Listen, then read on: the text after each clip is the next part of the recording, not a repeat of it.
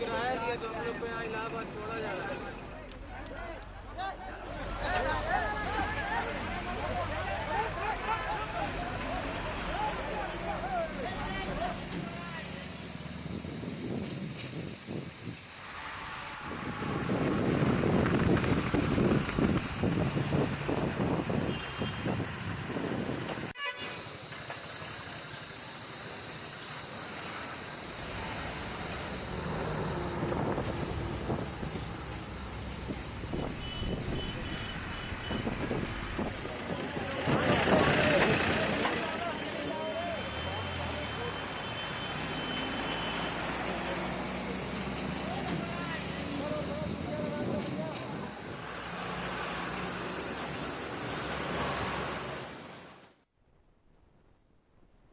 नमस्कार, मैं रवीश कुमार। देश की बात।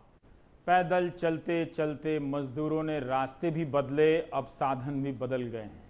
अब जो तस्वीरें आ रही हैं उसमें यही दिख रहा है कि बड़ी संख्या में मजदूर टेम्पो, ट्रक और टैंकर के ऊपर लदे हुए जा रहे हैं। जिनके पास अपना ऑटो है मुंबई में, वो उस छोटे से ऑटो से भी सफर शुरू कर चुका है, और जिनके पास टेम्पो हैं सामान ढोने वाले, उसमें भी परिवारों को लेकर जाने लगे हैं। ट्रकों में किसी भी तरीके से आप भीतर की तस्वीरें देखें जो हमारे संवाददाताओं ने लिए हैं आपके लिए, उनमें ट्रक के भीतर संख्या से कहीं ज्यादा, क्षमता से कहीं ज्यादा मजदूर उन ट्रकों के भीतर सवार हैं, जिनसे हवाई जहाज की बराबर के पैसे लिए गए हैं। 3,000 4,000 रुपए दे देकर ये मजदूर इसमें सवार हैं। हमने पिछले दिनों दिखाया था कि किस तरह से मजदूर साइकिल खरीद रहे हैं, तो अब साइकिलें भी इन ट्रकों पर बांध दी गई हैं, उसका अलग से किराया है, और साइकिलों की भी एक ब्लैक मार्केटिंग हो रही है। यानी जो साइकिल 3,000 की मिल सकती है वो 5,000 की साइकिल ली जा रही है। ये बताने का मकसद आपको सिर्फ इतना है कि मजदूरों की गाढ़ी कमाई घर पहुंचने से पहले लुट रही है रास्ते में। जो मजदूर अपने गांव में पैसा कमाकर जाता था, रिश्तेदार बच्चों के लिए नए कपड़े लेकर जाता था, आज वो पैसा गंवा कर गांव पहुंच रहा है, खाली हाथ पहुंच रहा है। आप अंदाजा नहीं लगा सकते कि उधार लेकर खाली हाथ पहुंच रहे लाखों की संख्या में इन मजदूरों के गांव में जाने से वहां की ग्रामीण अर्थव्यवस्था पर कितना बुरा असर पड़ने वाला है। यही नहीं, 8 मई यानी शुक्रवार को 16 मजदूर औरंगाबाद के पास ट्रेन से कटकर मर गए। 11 मई को केंद्रीय गृह सचिव ने राज्यों के मुख्य सचिव को लिखा है कि जो मजदूरों के ये जो दृश्य आ रहे हैं पटरी पर चलते हुए या पैदल चलते हुए, उनकी स्थिति चिंताजनक है। इसलिए इन लोगों को किसी पास के ठिकाने पर ले जाएं, अगर चलते हुए देखें, वहां खिलाएं पिलाएं और समझाएं कि सरकार ने श्रमिक स्पेशल और बसों की व्यवस्था की है। कितना अच्छा पत्र है, देखने से लगता है कि सरकार को सुध आ गई। इतनी दुर्घटनाओं के बाद भी सिर्फ 16 दुर्घटनाएं, 16 लोग ही नहीं मरे हैं। पिछले दिनों भी 5 लोगों के मरने की खबर आई है और आज भी कुछ दुर्घटनाएं हुई हैं। लेकिन सरकार अब जागी है। वो कह रही है कि अब तक ट्रेनों से, श्रमिक स्पेशल से 5,60,000 से अधिक लोगों को भेजा गया। कितनी बड़ी कामयाबी है साहब। अब आप देखिए कि अकेले सूरत से 4 लाख मजदूर बाहर गए हैं, अकेले सूरत से। मुंबई में ही लाखों की संख्या में मजदूर होंगे, दिल्ली में भी। और वाहवाही के लिए बताई जा रही है कि हमने पिछले 11 दिनों में 5,60,000 मजदूरों को भेजा है। अगर इतनी गति से, तेज गति से भेजे जा रहे हैं मजदूर, तो बताइए कि वो कैसे सब्र करेंगे। उनके खाने का इंतजाम, पैसा, ये फेल हुआ है, तभी तो वो जा रहे हैं। हमारे साथ सोहित मिश्र हैं, रवीश रंजन हैं, जिन्होंने आज मजदूरों को उनकी आर्थिक स्थिति के नजर से देखा है कि वो इन ट्रकों में, जो अब ट्रक और टेम्पो में जा रहे हैं, उनका कितना पैसा उसमें लग रहा है, उनकी कमाई कितनी लुट रही है। सोहित हमारे साथ हैं, जो आपसे मेरे पूछने से पहले कुछ बताना चाहते हैं। सोहित।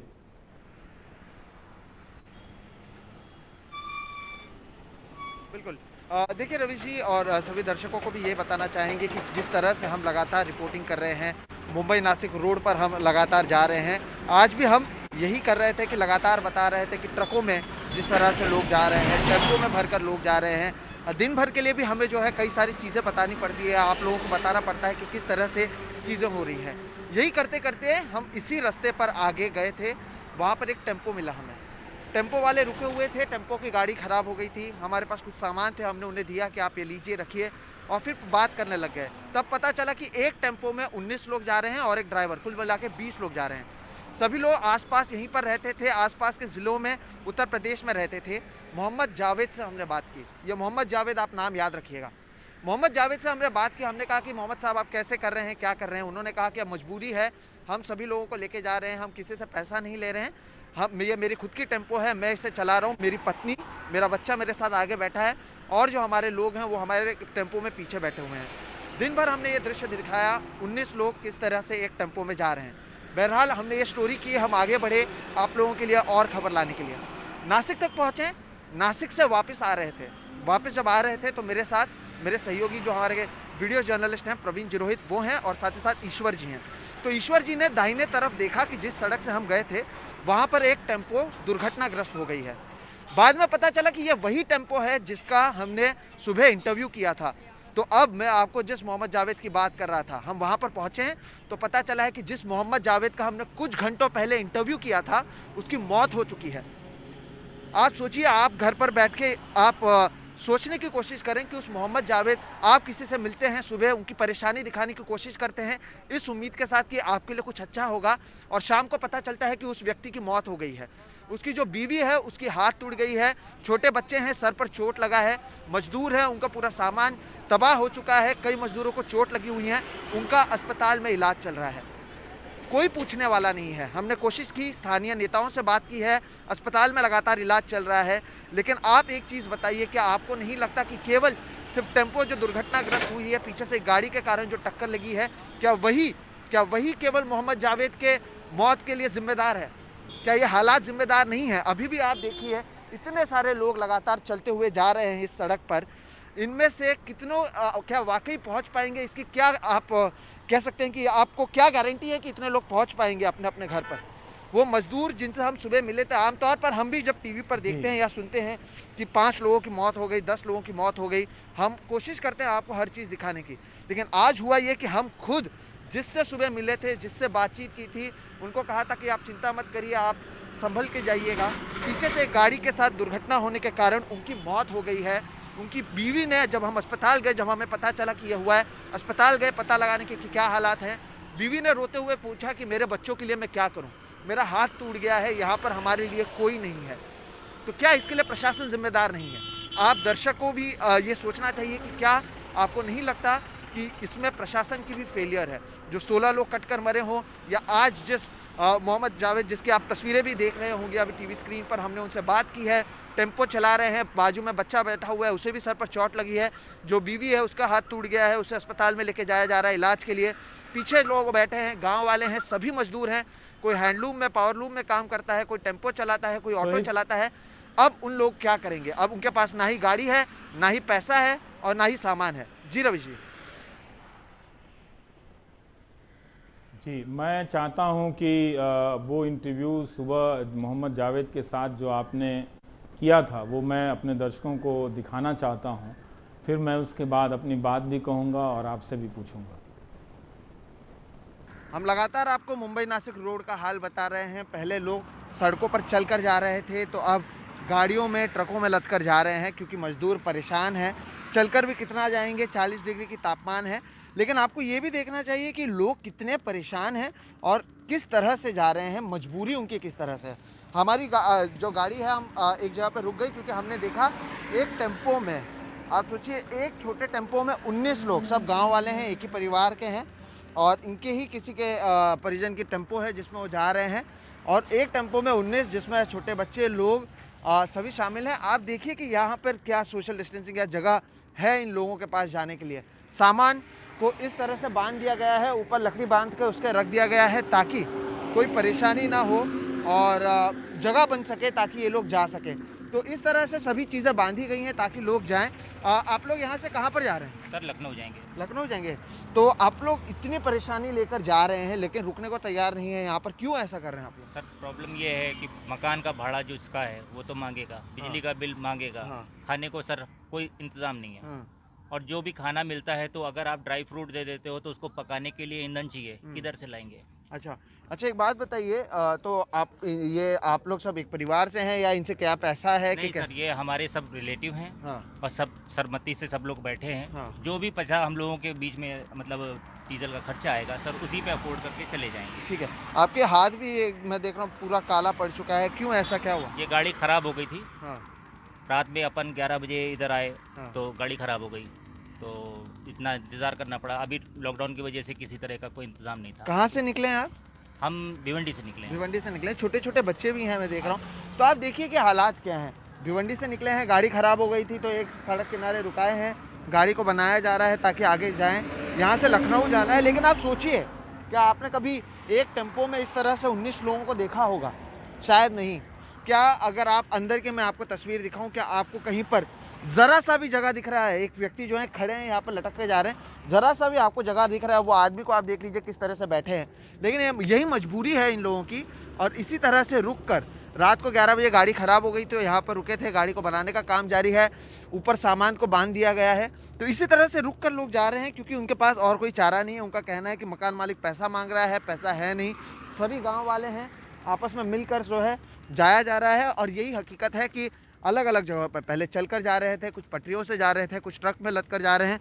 तो टेम्पो में 19 लोग भरकर एक परिवार के, एक गांव के लोग इसी तरह से चलते हुए जाने को तैयार हैं। वो रुक नहीं रहे हैं क्योंकि यहाँ पर उनके पास कोई पैसा नहीं है। मुंबई नासिक रोड से कैमरा पर्सन प्रवीण जिरोहित के साथ सोहित मिश्रा, NDTV इंडिया। किसी को भी यही पता होता है जब एक रिपोर्टर इंटरव्यू करता है, अब वो चलता है तो उसे लगता है कि कम से कम इसकी मदद हो जाएगी। सपने में भी उसके ये ख्याल नहीं आते कि कोई गाड़ी आएगी और टक्कर मार जाएगी और वही ऑटो जिसमें पूरा एक भरा परा परिवार जा रहा है, उसको गाड़ी चलाने वाला जावेद बचा नहीं रहेगा। प्रधानमंत्री ने मुख्यमंत्रियों से बातचीत के दौरान कहा कि वो चाहते थे कि जो जहां है वहीं रहे। ये मानव स्वभाव है, क्या कर सकते हैं, लोगों को जाने का मन करता है। ये मानव स्वभाव नहीं है। मानव स्वभाव के खिलाफ ये मुंबई गए थे, वहाँ के हालात में वहाँ पर मजदूरी कर रहे थे। ये व्यवस्था का स्वभाव है, उसकी लापरवाहियों का स्वभाव है, उसकी निर्दयता का स्वभाव है, उसकी क्रूरता का स्वभाव है कि 40-45 दिनों में उसके आने जाने के रास्तों का इंतज़ाम जब आप नहीं कर पाते हैं तो वो मजबूर होता है। वो मजबूर होता है कि उसके पास इतने पैसे नहीं होते हैं कि फिर वो निकलता है अपने घरों में। ये मानव स्वभाव के कारण जावेद या किसी गोंड की मौत नहीं हुई, जो 16 लोग मारे गए, और जो राजगढ़ में भी दुर्घटना हो गई थी, उनकी मौत मानव स्वभाव के कारण नहीं हुई कि गांव जाना है, छुट्टी हुई है। ये गांव जाने के लिए गांव नहीं जा रहे हैं, कोई भी इस तरह से गांव नहीं जाना चाहता है। लेकिन व्यवस्थाओं ने फेल किया। 11 मई आ गया, तब जाकर आप चिट्ठी लिख रहे हैं कि इनको खिलाइए पिलाइए, किसी शेल्टर में रखिए। अपनी खाना पूर्ति कर रहे हैं, आप चिट्ठी लिख दे रहे हैं। कहां से शेल्टर बनेगा? जिन राज्यों में मजदूर हैं वहीं पर पर्याप्त व्यवस्था का हम कोई इंतजाम नहीं कर सके। मेडिकल के मोर्चे पर देखिए तो फेलियर ही फेलियर की लिस्ट लंबी होती चली जा रही है। जब आप वो नहीं किए, कोई दूसरा तीसरा काम तो बचा नहीं था इस दौरान। और उसके बाद भी आपके पास एक ही काम बचा था कि मजदूरों को आप खिलाएं। जिनके पास खाना नहीं है उनको आप खिलाएं, उनको आश्वस्त करें। स्टूडेंट से लेकर हर कोई किराए से परेशान था, लेकिन कोई व्यवस्था नहीं हो सकी इनके लिए, कोई पैकेज नहीं आया। इंग्लैंड में जाइए, आपके बहुत सारे भारतीय लोग वहां पर रेस्तरां चलाते हैं, उनके सारे कर्मचारियों की तनख्वाह सरकार दे रही है, 80-80% तनख्वाह दे रही है। लेकिन यहां सबको सबके हाल पर छोड़ दिया गया। उसकी मजबूरी इन रास्तों पर लेकर आई है, उसका मानव स्वभाव लेकर नहीं आया है। ये सुनने में ये बात लगता है कि ये मानव स्वभाव की तरह गए हैं, पर आप सोचिए इन सवालों को कि कोई फेल हुआ है अपनी जिम्मेदारी में और वो अपनी नाकामी को स्वीकार करने के बजाय मानव स्वभाव को बता रहा है कि इसकी वजह से घर जा रहा है। ये बात गलत है। सोहित, हम ये जानना चाहते हैं कि बहुत सारे दर्शकों के मन में ये सवाल होगा कि आप बताइए कि फिर मोहम्मद जावेद के परिवार की किस तरह से मदद की जा सकती है। आपने जो दृश्य देखा उसके बाद आपने क्या किया, आप कहां कहां तक गए इनके मदद के लिए और क्या कुछ देखा उसके बारे में आगे बताइए। रवि जी देखिए, हमने देखा कि किस तरह के हालात हैं। मैं आपको पहले हालात बता देता हूं कि वहां पर क्या थे। टेम्पो वहां पर वहीं उसी तरह से पड़ी हुई थी। एक गाड़ी थी जिसने पीछे से टक्कर मारी थी। 2 लोग मजदूर वहां पर रो रहे थे। उनके भाई, उनके दूसरे रिश्तेदार अस्पताल में गए हुए थे। पहले उन्हें पास के ही एक अस्पताल में ले जाया गया था जो स्थानीय ग्रामीण अस्पताल था। हम वहाँ गए, वहाँ से पता चला कि उन्हें शाहपुर में ले जाया गया है दूसरे अस्पताल में। हम जब वहाँ पर पहुँचते हैं तो वहाँ पर पहले जो मजदूर हमने सुबह देखे थे उन्होंने हमें देखा, वो समझ गए कि उन्हें पता चल गया है इसलिए आए हैं, रोने लगे। हमने वहाँ के स्थानीय नेताओं से कहा, और कहीं ना कहीं मुझे नाम भी लेना चाहिए कि दौलत दरोड़ा वहाँ के जो स्थानीय विधायक हैं, उनसे जब फ़ोन पर बातचीत की तब उन्होंने कुछ लोगों को वहाँ पर भेजा है जो अभी अस्पताल में वहाँ पर मौजूद हैं। मैं अस्पताल के अंदर गया, मैंने उनकी बीवी को देखा। वो आगे बैठी हुई थी, पहले भी मैंने देखा था, उस बच्चे को देखा था हमने। उस बीवी को सुलाया गया है, वो रो रही थी। उसका कहना है कि मैं क्या करूं, आप बताइए मैं क्या करूं। ये लोग कह रहे हैं कि यहाँ पर मेरा इलाज नहीं हो सकता, मुझे मुंबई वापस ले जाया जा रहा है। मैं और मेरे बच्चे अकेले हैं, यहाँ पर मेरा कोई नहीं है। अगर मुझे उत्तर प्रदेश भेज दिया जाए तो वहाँ पर मेरे परिवार वाले हैं, हम लोग साथ में रह सकते हैं। उस औरत को या उस माँ को मैं कोई जवाब नहीं दे पाया। उस बच्चे से तो मुझे जो जानकारी मिल पाई है कि उस बच्चे को अब तक पता नहीं है कि उसके पिताजी की मौत हो चुकी है। बाकी लोग जो बाहर मजदूर बैठे हुए थे वो भी रो रहे हैं कि साहब हम क्या करें, हमारे पास जितना था वो ख़त्म हो चुका है। एक गाड़ी से साधन से सोचे थे हम जाएंगे, वो नहीं है, और यहाँ पर सामान सारा बिखरा हुआ है। और इस तरह से वो लोग अब वहीं पर अटके हुए हैं, उन्हें नहीं पता कि क्या किया जाना चाहिए। बहरहाल जो स्थानीय नेता हैं उनका कहना है कि वो खाने पीने की व्यवस्था कर रहे हैं, लेकिन उसके आगे क्या? आप कितने दिन इन लोगों को खिलाएंगे, कितने दिन इन लोगों को रखेंगे, लेकिन उसके आगे क्या आप उस बच्चे को या उस माँ को कह सकते हैं कि आखिर क्या वजह रही है कि उनके जो परिवार वाले थे या जो उनके जो पिताजी थे वो अब नहीं रहे हैं, और अब उनका घर किस तरह से चलेगा? क्या इसके ऊपर कोई जवाब अब तक दे पाएगा? रवि जी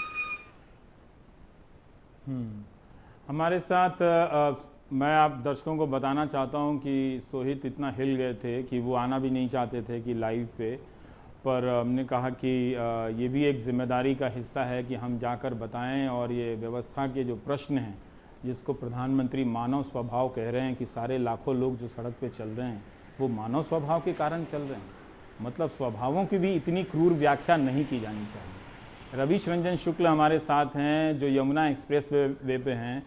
आप रवीश बात करके बताएं कि क्या ये लोग मानव स्वभाव के कारण गांव जा रहे हैं, जैसा कि प्रधानमंत्री कह रहे हैं कि लोग मानव स्वभाव के कारण घर जाना चाहता है। घर तो था ही इनके पास जहां ये रह रहे थे।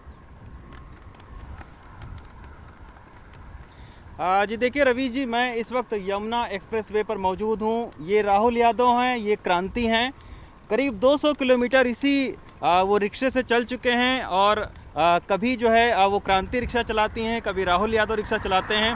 हम यहीं से पूछें, क्रांति आप ये बताओ कि आप लोग, क्या ये मानव स्वभाव है कि आप लोग जो है अपने गांव की तरफ लौट रहे हो, या फिर आपकी मजबूरी है? कोई है मजबूरी है मेरी, तभी तो गांव के लिए लौट रहे हैं। अच्छा, क्या मजबूरी है? मजबूरी, कोई काम ही धंधा नहीं लग रहा, वहाँ पे रह के क्या करेंगे। तो आप यहाँ से 700 किलोमीटर इसी आप रिक्शे से जाओगे, अभी अंधेरा होने वाला है, तो कहाँ पर आप रुकोगे? आपके साथ एक छोटा सा बच्चा है। कहीं पे भी रुक जाएंगे, कहीं देख के। जब इतना पैदल चलाए तो रुक भी तो सकते कहीं पे भी। तो आप लोग वापस लौटोगे कि नहीं? अब नहीं लौटेंगे, थोड़ी ना वापस। क्यों नहीं, वापस नहीं लौटेंगे, गांव जाएंगे, गांव में कुछ भी हो वहीं पे रहेंगे।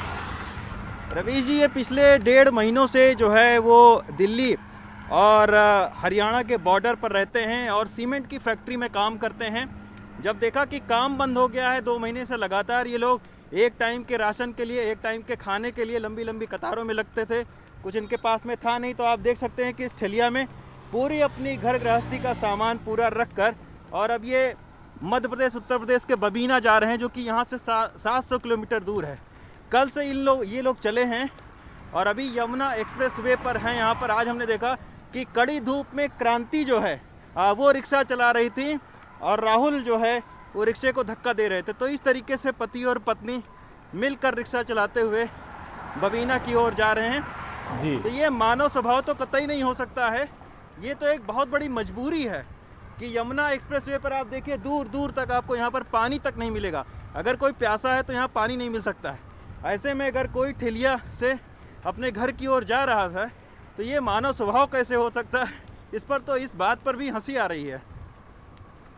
जी मैं समझ सकता हूं रवीश, इसीलिए मैं बार बार कह रहा हूं कि आदरणीय प्रधानमंत्री ने अगर ऐसी बात कही है तो उन्हें ये बात समझना चाहिए कि ये सत्ता का स्वभाव है कि तकलीफ में पड़े लोग उसे इस तरह से नज़र आ रहे हैं।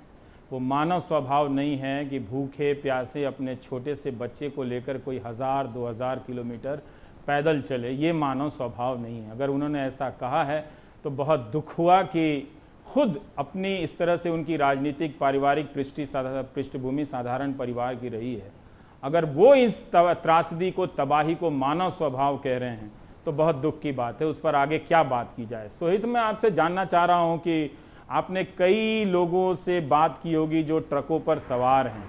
मैं थोड़ा सा एक सेंस लेना चाह रहा था कि इनके साथ जो आर्थिक लूट हुई है वो कितना पैसा इनसे वसूला जा रहा है। इन ट्रकों को इजाजत है कि वो चल सकते हैं हाईवे पर, इन्हें कोई नहीं रोक सकता, पर इनके लिए भी एक बिजनेस का मौका मिल गया। लेकिन जो मजदूर है वो एक ट्रक से यात्रा करने के लिए कितना पैसा गंवा रहा है।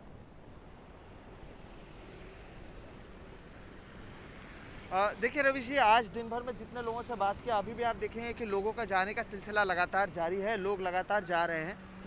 ट्रकों की अगर बात करें तो लोगों ने जो जानकारी दी है 3 से 4 हज़ार, 4,500 सब लोग इसी तरह से देते हुए आगे बढ़ते जा रहे हैं। कई जगहों पर लूट इतनी है कि आपको यहाँ से उठा लिया जाता है। देखिए कल रात को मैंने करीबन 11:30 बजे मुझे जानकारी मिली थी कि लोग इसी तरह से रात को 11-11:30 बजे ट्रक लेकर निकलते हैं। तो हमने एनडीटीवी इंडिया के लिए ही एक स्टोरी की थी जिसमें हमने बताया था कि किस तरह से एक ट्रक में 60 लोगों को भरा गया है और जब 61वें आदमी को, एक और आदमी को उसमें भरा जा रहा था तो वो लोग चिल्लाने लग गए कि हम इतने लोगों को नहीं ले सकते हैं। तो उसके बाद हुआ ये कि जब वो ट्रक आगे बढ़ा तो जो जानकारी मिली वो ये है कि आगे बढ़ने के बाद उस ट्रक ड्राइवर ने और 7 से 8 लोगों को बिठा लिया, जहाँ पर एक आदमी को और बढ़ाने जाने की बात जब की जा रही थी और कहा गया कि जगह नहीं है, आगे आकर 7 से 8 लोगों को और बिठा लिया। अब मैं उस व्यक्ति को ढूंढ रहे हैं जो यहाँ पर मौजूद थे, जो नज़र नहीं आ रहे हैं फिलहाल। उन्होंने भी हमें जो कहा था वो ये कहा था कि कई लोग ऐसे हैं जो यहाँ से इन लोगों को लेके जाते हैं, आगे कहते कि आप उतर जाइए, नाकाबंदी है, आप आगे जाएंगे तो हम वापस आपको बस में ट्रक में चढ़ा लेंगे। लोग उतर जाते हैं क्योंकि पहले ही दे दिए होते हैं उन्होंने पैसा और ट्रक आगे से चला जाता है। तो कुछ जगहों पर ऐसी घटनाएं भी हुई हैं। जिस तरीके से आप देख रहे हैं लोग लगातार इस तरफ भी अगर मैं दिखाने की कोशिश करूं तो रुके हुए हैं, इंतजार कर रहे हैं कि कोई ट्रक आए जहां पर उनसे जो है बात की जाए या सही से जो उन्हें रकम लगाया जाए। 3 से 4 हज़ार रुपए लोग दे रहे हैं लगातार जाने के लिए। हम कुछ लोगों से बात भी करते हैं। आप कहाँ पर जा रहे हैं? यूपी जा रहा हूँ। यूपी जा रहे हैं? कैसे, ट्रक से जाने वाले? ट्रक से। कितना ले रहे हैं एक ट्रक वाले पैसा? 3000 रुपये ले रहे। अच्छा, आपके पास पैसा था 3000 रुपया? नहीं, पैसा तो कंपनी से मांग रहे थे लेकिन कंपनी वाला पैसा देने से इनकार कर दिया, फिर घर से पैसा मंगा के जा रहे हैं। घर से पैसा मंगाया है आपने?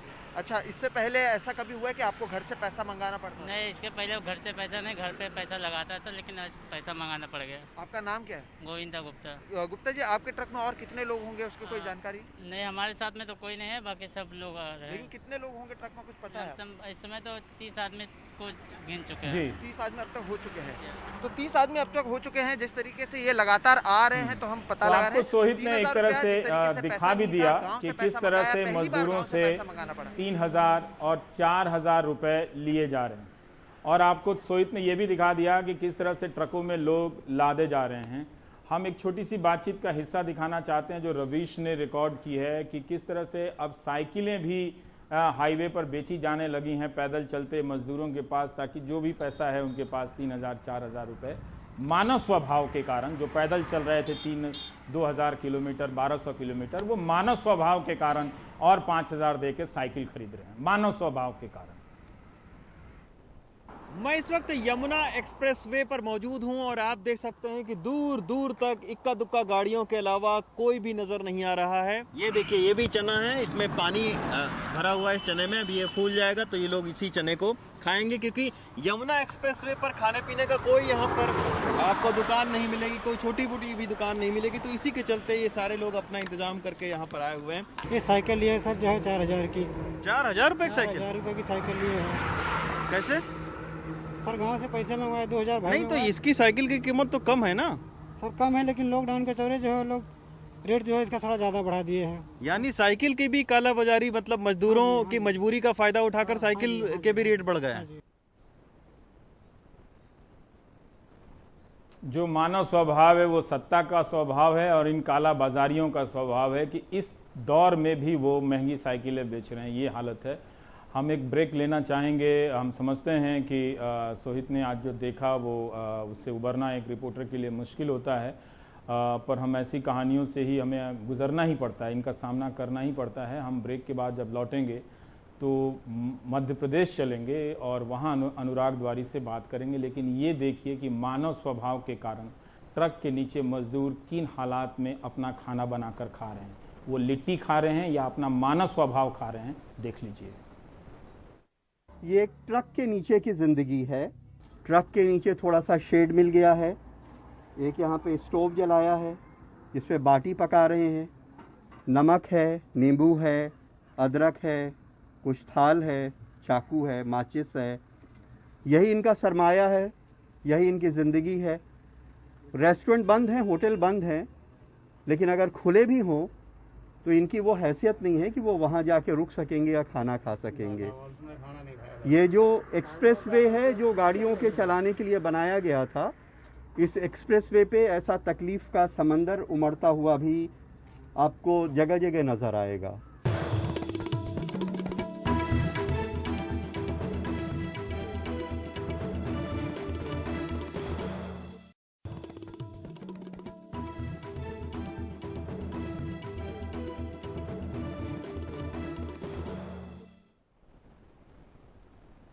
हम आपको ये भी बता दें कि प्रधानमंत्री ने 5वीं बार वीडियो कॉन्फ्रेंसिंग के जरिए मुख्यमंत्रियों से बात की है। इसके बारे में सूत्रों के हवाले से अखिलेश शर्मा लगातार सूचनाएं भी भेज रहे हैं और उन्होंने लिखा है कि सूत्रों के हवाले से कि पीएम मोदी ने मुख्यमंत्रियों से कहा है कि हमारा तो प्रयास रहा है कि जो जहां है वहीं रहे, लेकिन लगता तो नहीं है कि शुरू पहले ही दिन से कि वो प्रयास था। होता तो आप खिलाते पिलाते, लेकिन मनुष्य का मन है, मनुष्य का मन है, उन्होंने कहा।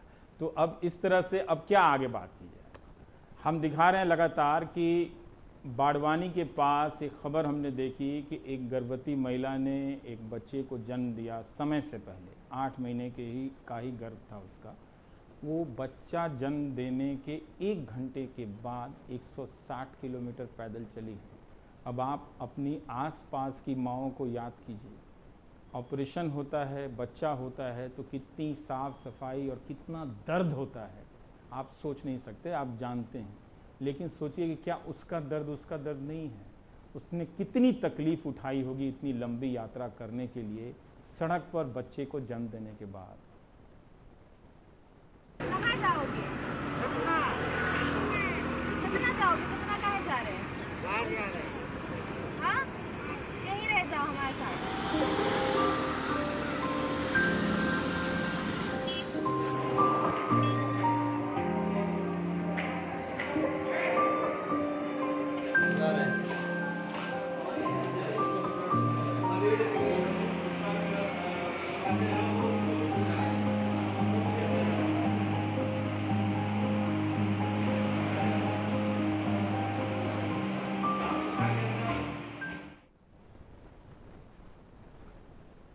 और हमारे साथ अनुराग द्वारी हैं। अनुराग, आपने कल से आपकी रिपोर्ट में आपने कई गर्भवती महिलाओं के बारे में जानकारी दी है। मैं थोड़ा इनकी स्थिति के बारे में भी जानना चाहता हूं कि इनकी क्या अलग से दिक्कतें रही हैं और क्या वहां पर कोई मदद करने के लिए आया।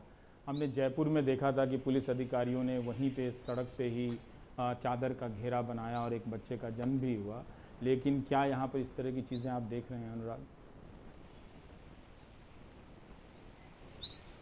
जी बिल्कुल रवि जी, ये नासिक के पास से ये लोग चले थे। 60 से 70 मजदूर थे और नासिक से 40-50 किलोमीटर दूर ही चले थे कि इनको प्रसव पीड़ा हुई और सड़क किनारे ही जो उनके साथ में और महिलाएं चल रही थी, इनको सतना आना है इन सारे मजदूरों को। उन्होंने आपस में जो साड़ी चादर थी उसके ये एक घेरा बनाकर वहीं पर उनका प्रसव उनको हुआ। और उसके बाद आप सोचिए कि जैसा आप भी अपने उद्बोधन में कह रहे थे कि किस तरह अस्पताल, साफ सफाई, ये वो सड़क पर बच्चा जना और उसके बाद लगभग 1.5 से 2 घंटे बाद वहां से चलने लगे। वहां से चलकर लगभग आप नासिक से जो सेंधवा की सीमा होगी 200-250 किलोमीटर से तो ज्यादा ही होगी, बीच में उनको कहीं कहीं शायद लिफ्ट मिला और उसके बाद वो सेंधवा आए हैं। वहां पर उनको क्वारंटीन किया गया। वहां पर आपने देखा होगा मध्य प्रदेश पुलिस की एक जो पुलिसकर्मी है वो उन बच्चों के साथ, उनके जो और बड़े बच्चे उनके साथ खेल रही है और वहां से फिर उनको क्वारंटीन में परिवार को ले जा करके और इस परिवार को ले जाया गया है जिला अस्पताल। जो जच्चा और बच्चा है उनको जिला अस्पताल ले गया है। एक और तस्वीर वहीं से आई, एक और महिला वो 8 महीने की गर्भवती है, वो भी चलते हुए आ रही है 8 महीने का गर्भ पेट में लेकर के। जब तमाम जगहों पर कहा जाता है सावधानी बरतनी चाहिए, आराम करिए, ये करिए वो करिए, ये लोग 600-700 किलोमीटर दूर चलकर आ रहे हैं अभी और इनको 300 और 400 किलोमीटर जाना है।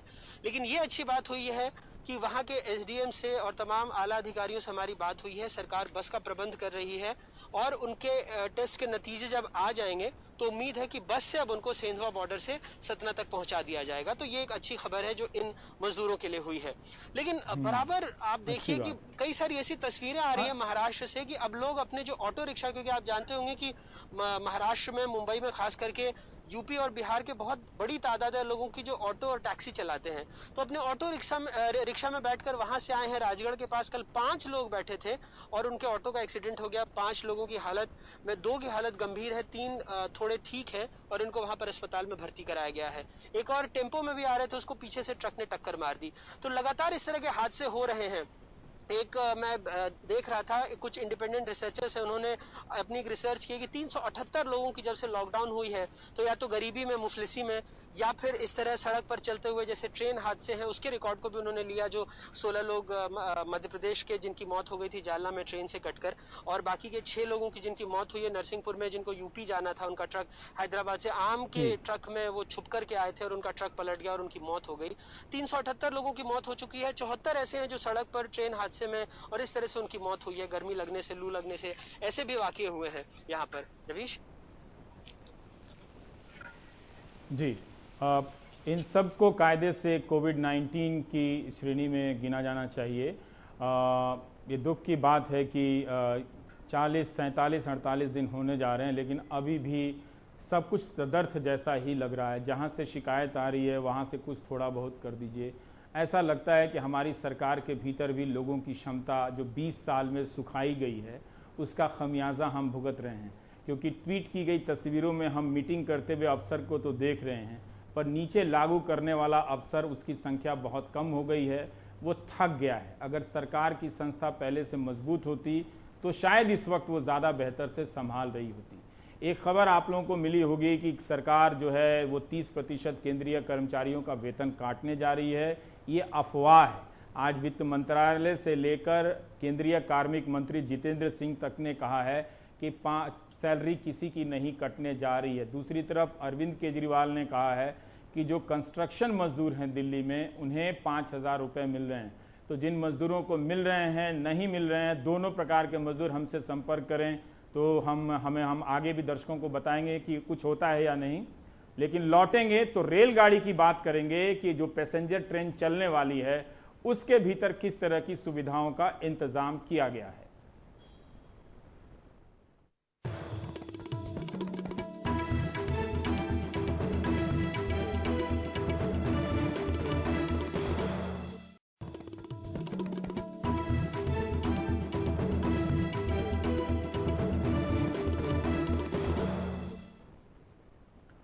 और अब हम चलेंगे परिमल के पास। आप जानते हैं कि रेलवे ने एक फैसला लिया है कि 30 गाड़ियां, यात्री गाड़ियां चलाई जा रही हैं और इनकी सारिणी भी जारी कर दी गई है। परिमल, हम थोड़ा सा जानना चाहते हैं कि सबसे पहले लोग ये जानना चाहते हैं कि इसका टिकट कैसे मिलेगा।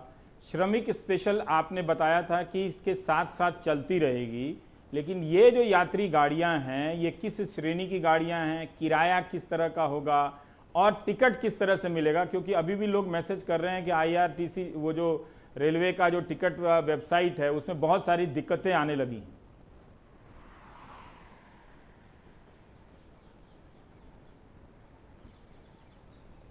नहीं, टिकट को लेके अब भी दिक्कत है। करीब 2 घंटे बाद देरी से ये टिकट IRCTC पे बुक होना शुरू हुआ, लेकिन अब भी दिक्कत आ रही है लोगों को। कई सारी जगहों पे, अहमदाबाद, रांची की टिकट नहीं बुक हो पा रही है, तो तकनीकी गड़बड़ी हो सकती है क्योंकि रेलवे ने और ये तैयारी नहीं की होगी, क्योंकि 4 बजे का वक्त जो दिया था उसके समय के हिसाब से टिकट बुकिंग शुरू हो जानी चाहिए थी।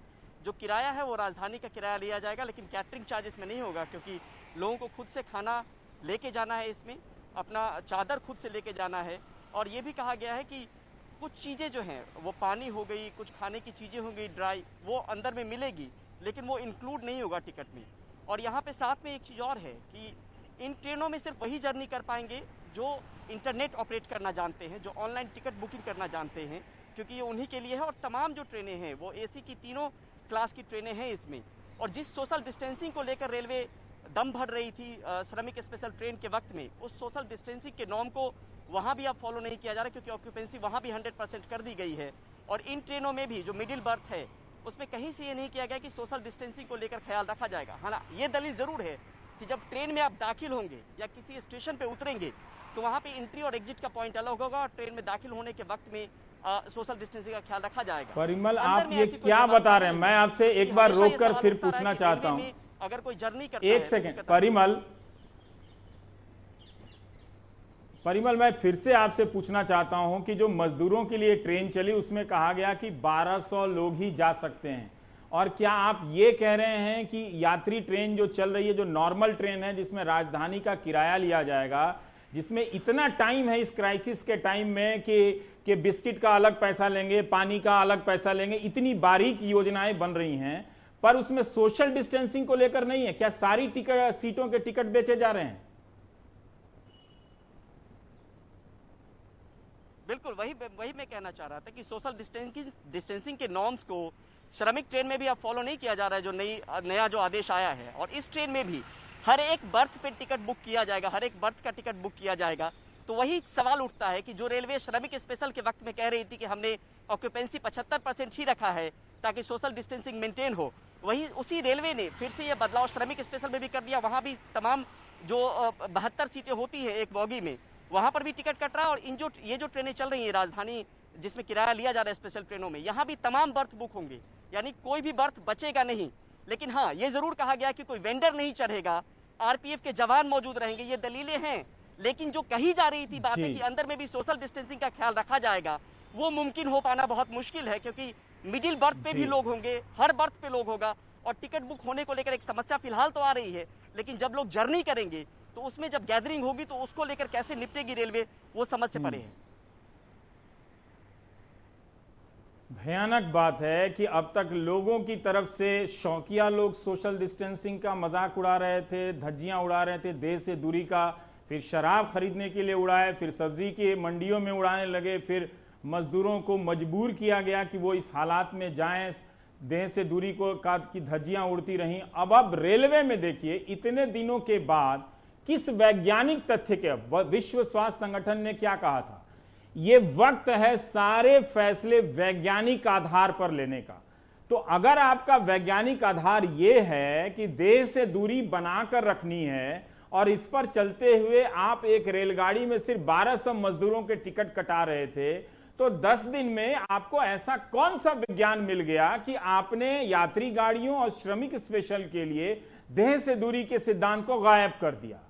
ये बता रहा है कि हम सब की जिंदगी से, कीमती जिंदगी से खिलवाड़ हो रहा है। हम 40-45 दिनों के बाद ही इस संकट को फुटबॉल की तरह खेलने लगे। जिस तरह से लापरवाह हम 24 मार्च से पहले थे, उसी तरह से लापरवाह हम अब होने लगे हैं। ब्रेक के बाद जब लौटेंगे तो पूजा से बात करेंगे, लेकिन चलते चलते सोमेश ने जो रायपुर छत्तीसगढ़ से तस्वीर भेजी है वो हम चाहते हैं आपको दिखा दें।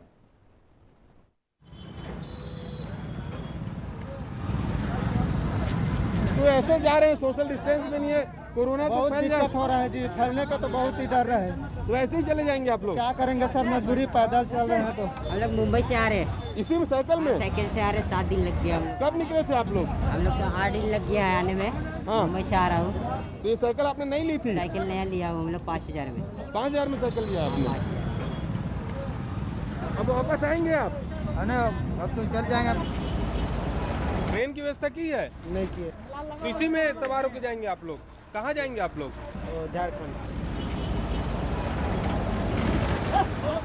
कैसे जाएंगे? कैसे जाएंगे सर, यही चाहेंगे हम। तो ये तो कैसे दिक्कत नहीं होगा आप लोगों को? दिक्कत है सर। तो इसी में आप लोग अपने घर जाएंगे?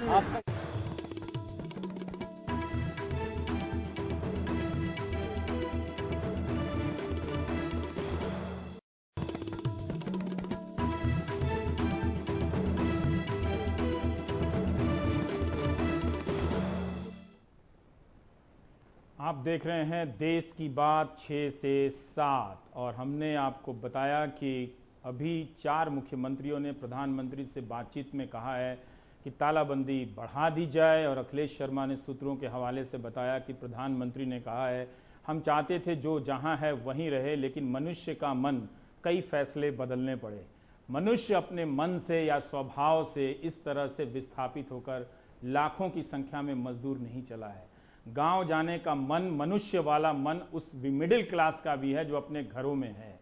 उसके पास खाने पीने का इंतजाम था तो वो रह गया, लेकिन मजदूरों को इस तरह से मजबूर किया गया। वो मनुष्य का मन के कारण नहीं गया है। ये फोटो साफ हो जाना चाहिए। दूसरी बात, पूजा से हम जानना चाहते हैं कि ये पीपीई किट को लेकर रोज दावे किए जाते हैं कि इतना हो गया, इतना हो गया, लेकिन अब भी ये झगड़ा होता है। ये जो झगड़ा है नर्स और डॉक्टर का, वो क्या है पूजा?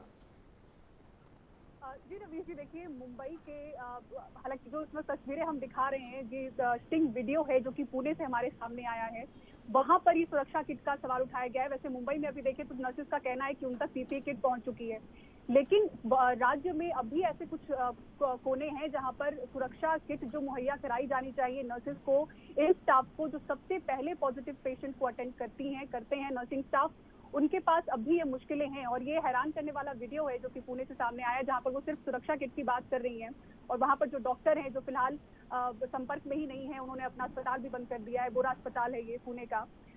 जो सुरक्षा किट मांगने पर उनको आप शब्द कह रहे हैं, बहुत सारी गालियां भी है जो हम सुना नहीं सकते, उसको हमने म्यूट किया है।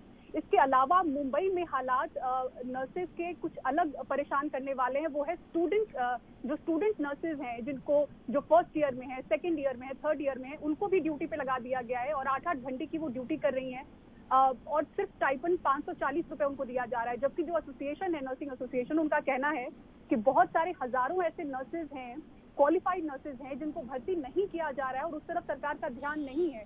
हालांकि मैंने आज कोशिश भी की आपसे ये जानने की आखिर क्यों उनको भर्ती नहीं किया जा रहा है, जो क्वालिफाइड नर्सेज हैं, अगर वैकेंसी है तो उनका कहना है कि हमारा जो अभी इसकी प्रक्रिया होती है भर्ती करने की, उतना वक्त नहीं है, इसलिए हमने कलेक्टर को बोल दिया है और वॉक इन हो रहा है। जो भर्ती होना चाहते हैं वो आ रहे हैं, वो ज्वाइन कर रहे हैं। यानी कि ऐसे वक्त में आप देखिए बड़ी तादाद है जो कि क्वालिफाइड नर्सेज भी हैं और सरकार के हिसाब से कि वो शायद वॉकिंग के लिए राजी नहीं है। इस वजह से एक ये क्राइसिस है कि सिर्फ मुंबई शहर की बात करें तो 400 हेल्थ कर्मियों के, स्वास्थ्य कर्मियों की कमी बताई जा रही है और इसी वजह से स्टूडेंट नर्सेज को रखा जा रहा है। लेकिन स्टूडेंट नर्सेज का कहना है कि हम काम कर लेंगे, आप हमें ट्रेनिंग तो दीजिए।